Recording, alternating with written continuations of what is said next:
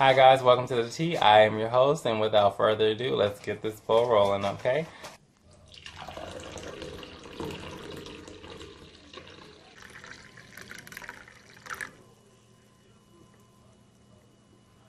So today I'm going to be talking to you guys about a bunch of different topics from all around the world and some about in my own fair city of Chicago, the second city or the Windy City, whichever one you want to call it. So without further ado, here we go. Here's the first topic, okay guys?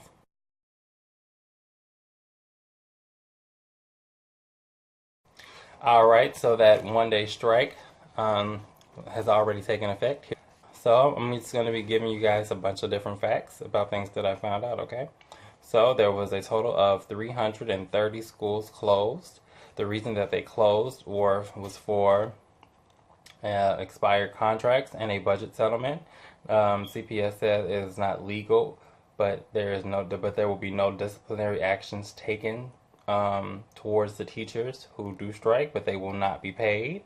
The event added pressure to Governor Runner to give more funding and to support unions, which he's not going to do, honestly.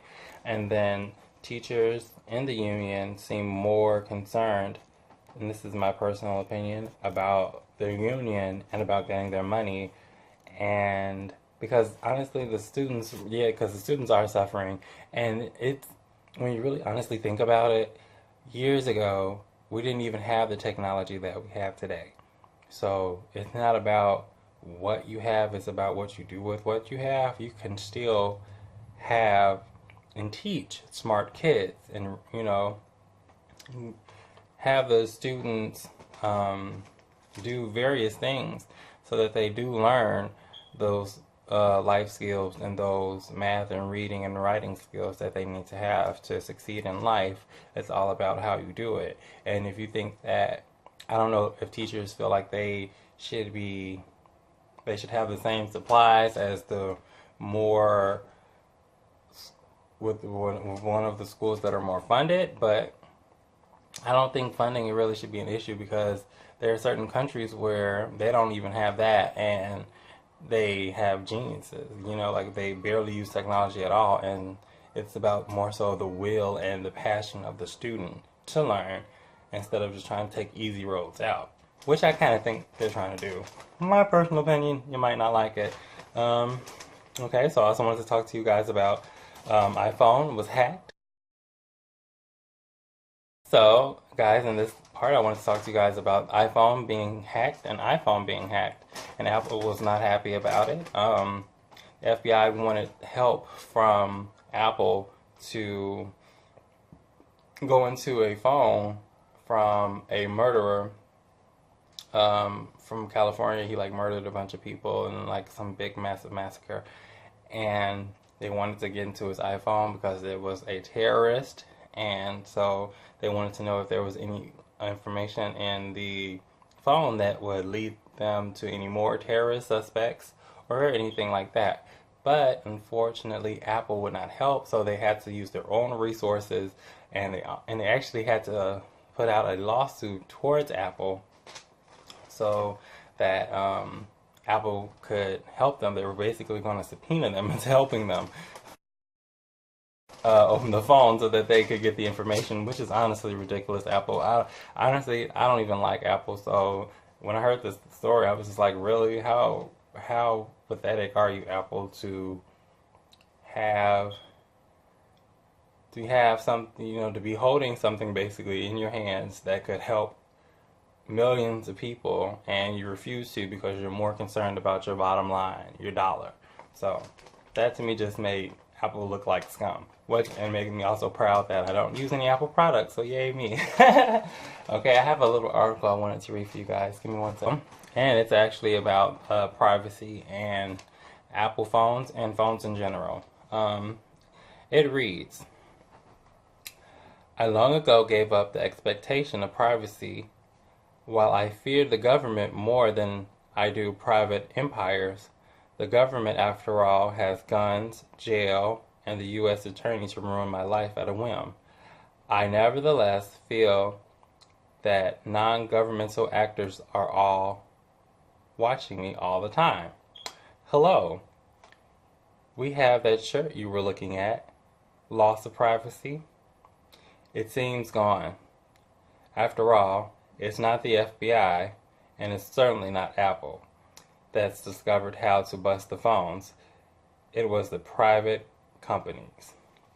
Now, when I read that article, I was like, you know what? That actually makes a lot of sense, because when you go on Google or when you go on your other apps or electronic devices, they do kind of like, hey, have you seen this? And this is related to that, and this is really, so it's like you are being watched and you are being monitored, so there really isn't that much privacy as people think anyway. So, I don't know, it's just food for thought as far as Apple and what they think about terrorism. Really, I guess they don't really care about terrorism, because if they did, they would have helped. They sure as heck don't care about people's lives, because if they did, they would. Because it's not like the FBI was saying, hey, heck, go into this phone. I mean, it's Apple. You can go into your own product. So by them refusing to do that, it wasn't like Apple was going to be like, or the FBI was going to be like, okay, now do it for everyone, or blah, blah, blah, or, like, they wanted you to do one phone privately so they could check the phone. It was clearly a terrorist who had the phone. I don't know. That just put a bad taste in my mouth with Apple. Let's just say that much. Okay. So, there is a latest electronic device going around. It's called the new revolutionary virtual reality device. It's some goggles that you put on, and it has you can put your phone on it, and it gives you a projected image that goes right into, that you see with the glasses, with like some really thick, like swimming glasses, so it's like you're strapping on the back of your head, and there's some, so yeah. So I think that basically, I just wanted to make it that short and simple. I think that's going to cause a lot of cancer. It's going to cause a lot of brain cancer, eye cancer, and that's about it. Just brain and eye cancer. That's all I put on this thing. Brain and eye cancer. That's the next wave for that. So what is it called again? The new revolutionary virtual reality device. I won't be wearing that. Because I kind of like my eyes and my brain. I want them to be cancer free. But anyway, so on to the next topic.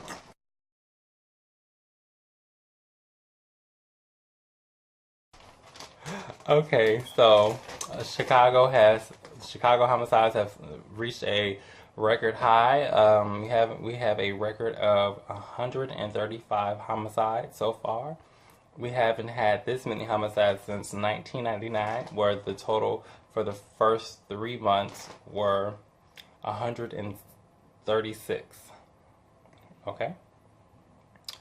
And there is a total of 727 shootings so far this year. So, what do I think about that, guys? I think that the CPD is not doing their job. They're not stopping anybody because they feel like, oh, if I stop them and if I do the wrong thing, I will be prosecuted because I roughed them up.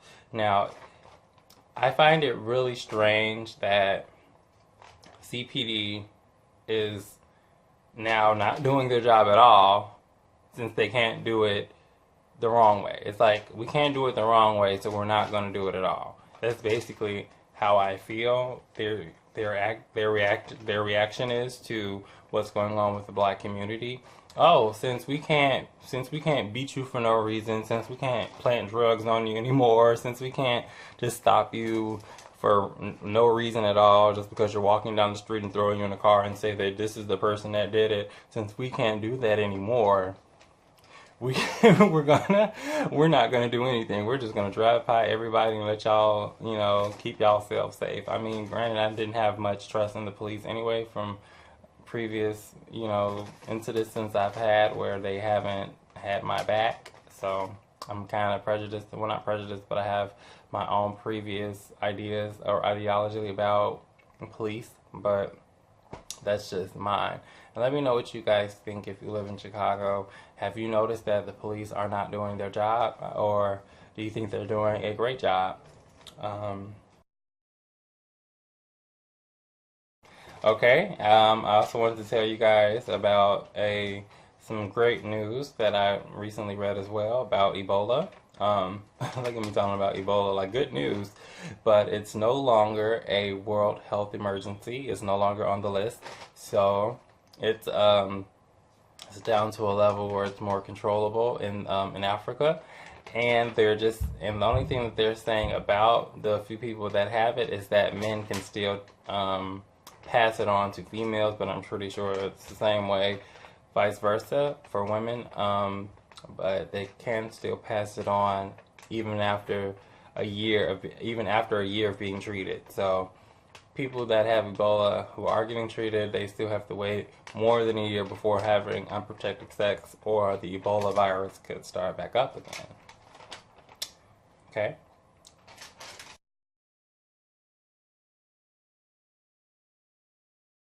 Okay, so a uh, there's a clean water. Clean water is scarce in India, in the city of Nodali. I think it's called Nodala. I'm calling it Nudala. If it's wrong, oh well. I'm Nudala. Nudala. Nudala. Okay. It's like, oh, I got Nudala. Okay, so in Nudala, they have the largest um, level of people without access to clean water. There are over 75.8 million Indians who are being forced to use sewage and chemical containers to carry their water back to their homes, which is very toxic and contains a lot of contaminants that could kill them or make them really sick. The average person in India in Nudala is paying 75 cents for 13 gallons of water, which is roughly 20% of their daily income. They have 140 Indian kids who have died from contaminated water last year, in the year 2015.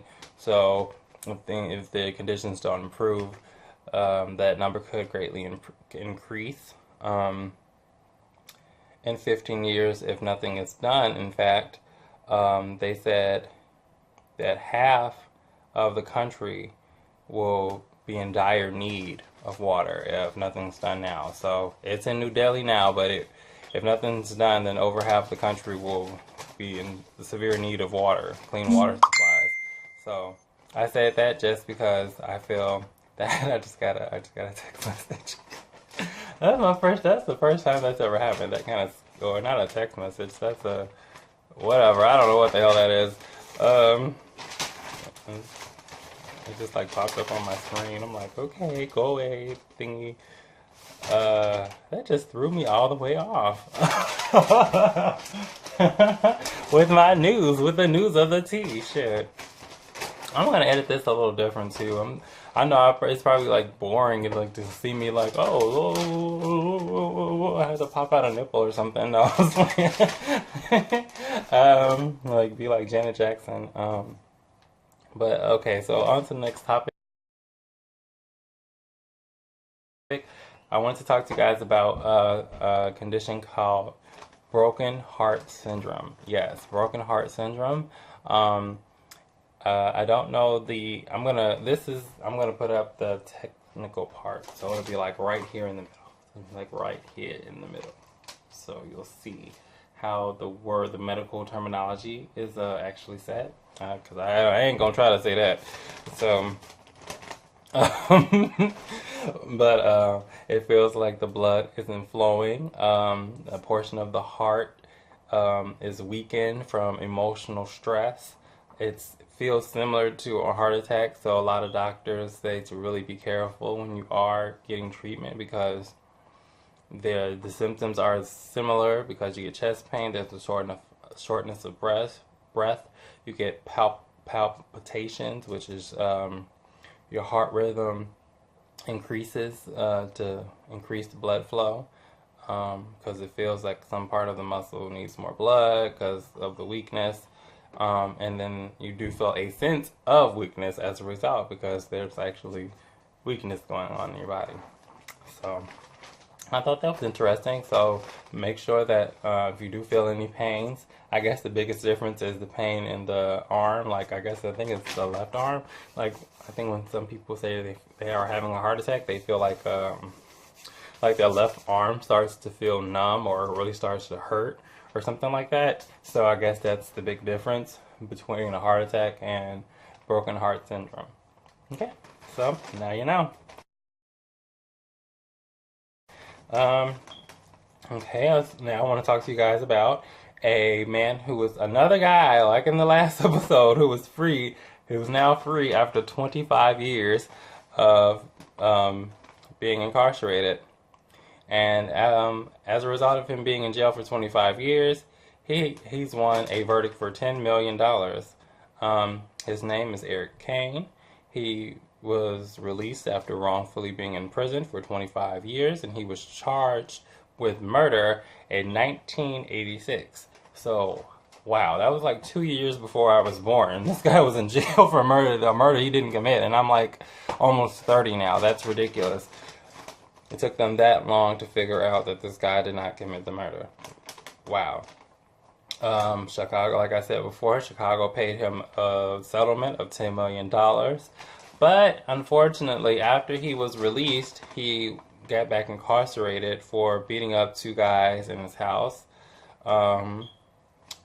He got assault charges for that. And it also stated in the article that the reason why he was even arrested and put in jail, or was put in jail after being arrested, was that he admitted to committing the crimes, but he only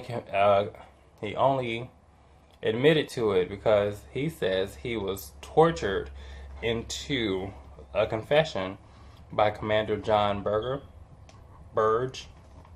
who was also serving time in jail. He served 4.5 years in jail for corruption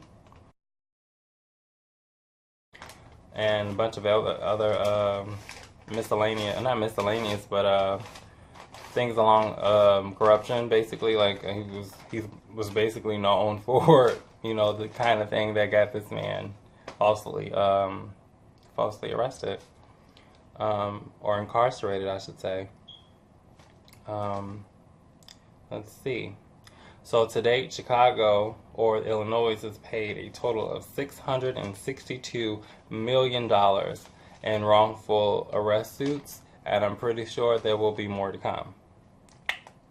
If you want to talk to this Eric Kane, here's his name. And if you want to show this guy some love, he is available. You can talk to him on Facebook. So, yeah. Which is weird. I don't know. I was bored, and so I looked it up. I was like, oh, okay. The guy was in jail for 25 years, and he's getting this technology on. Okay. So shout out to you, Mr. Eric Kane. And without further ado, let's go on to the next segment. Okay, guys? So one of the last two things I wanted to talk to you guys about is a sex worker who is incarcerated for second-degree murder. She went on a date with another female and had a teacher client who was in his 60s. I believe he was 62. The client, who was a teacher, was going to pay both of the girls $150 for 30 minutes, but he wanted to have unprotected sex with them. So, one of the girls, I guess, either was willing to do it or left, and the other girl, who was in jail now for second-degree murder. That's not funny, but she's in jail now for second-degree murder because two people say, the defendant and the prosecutor, they're both saying two different things. The prosecutor is saying that it was over money because the prostitute wanted money. The prostitute's name is Alicia Walker. If she She wanted her money. She felt like her time was spent. She wanted her money. She didn't get the money, so I guess she attacked him. The knife was hers, so I don't know. And then the defendants are saying that since she didn't want to have unprotected sex, he got physical with her for whatever reason. Like, I guess like he was going to try to rape her. So I guess it could be either way. It could be either way. Both of those scenarios are highly possible, but at the end of the day, the only person that knows the truth is the one person that was alive and the other prostitute if she stayed. So, without further ado. Oh, yeah, and I wanted to mention that she has some supporters, and it's an organization called, where's the organization? The Sex Worker Outreach Project USA. They're saying that the other sex worker was not. Oh, no, that's my own little comment, which I already said.